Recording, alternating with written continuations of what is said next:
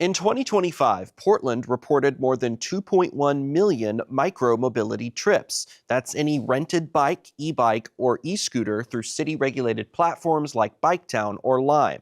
While this is fast becoming a popular way to get around the city, state data shows a rise in accidents involving cars and these devices, some of them fatal.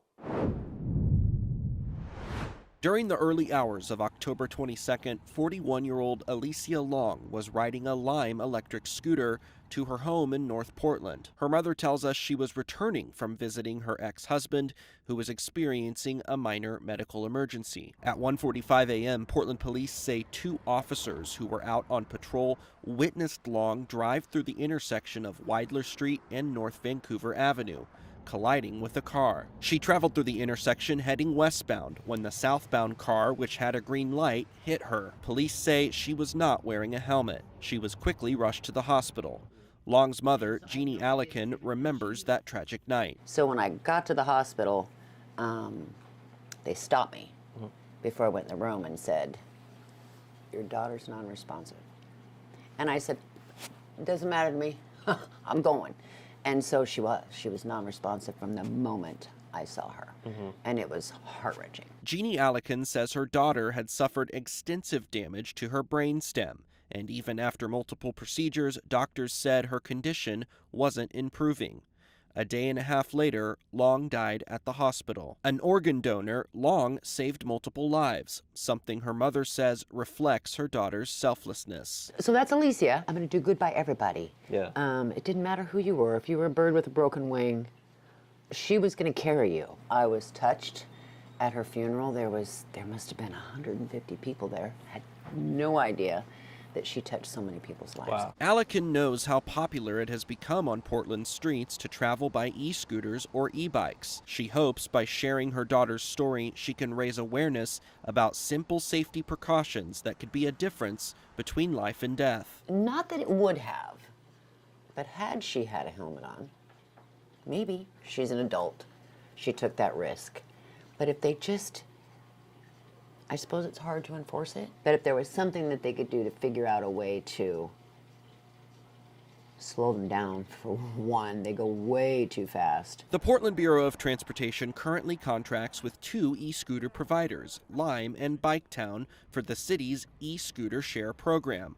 Biketown also provides a bike share program where e-bikes and regular bikes are available. A PBOT spokesperson says having just these two contracted providers allows the city to require strong consumer protections, safety measures, and data tracking. They also told us PBOT frequently promotes safety messaging on its e-scooter and e-bike share, including the importance of always wearing helmets, requiring e-scooter renters to be at least 18, e-bike renters 16, and slow zone areas where e-scooters automatically slow down. PBOT data from recent years shows the number of e-scooter rides booked in Portland have exceeded 1 million rides per year, with a high of 1.6 million in 2025.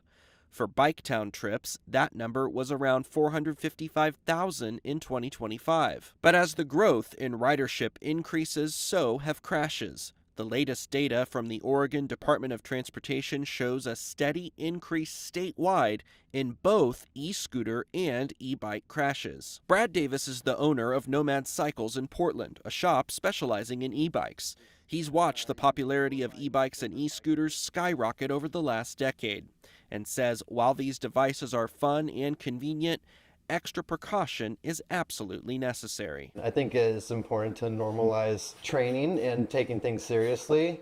You know, you're right. You know, putting somebody on a machine that can go 20 miles an hour, you know, without their being an athlete and having experience on the road, that could lead to something. Nomad Cycles is one of several dozen Portland bike shops participating in the city's e-bike rebate program, a program launching this spring funded by the Portland Clean Energy Fund that gives $1,600 vouchers to purchase e-bikes at participating retailers. Applicants must live in Portland and have a household income at or below 60% of area median income. Davis hopes programs like this can continue to make Portland a more friendly environment to micromobility devices like e-scooters and e-bikes. I really would like to see the attitude change from like competing for use of the road to sharing the road.